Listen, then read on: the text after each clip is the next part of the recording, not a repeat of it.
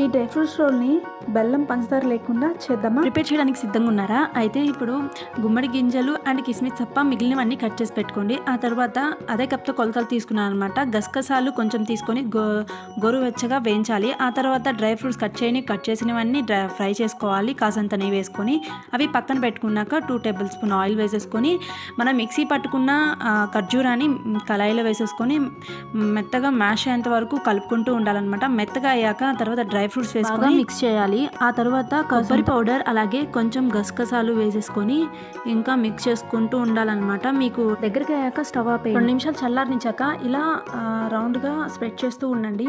ఆ తర్వాత కొంచెం గసగసాలు వేసేసుకొని ఇలా దానికంతా గసగసాలు పట్టే విధంగా స్క్రోల్ చేస్తూ ఉండండి. ఆ తర్వాత అల్యూమినియం కవర్లో చుట్టేసి ఫ్రిడ్జ్లో పెట్టి 5 నిమిషాల తర్వాత కట్ చేసుకొని తినండి. అంతే. ఇలాంటి మంచి వీడియోస్ కోసం మన ఛానల్ సబ్స్క్రైబ్ చేసుకోవచ్చు కదా. Please like and share, subscribe.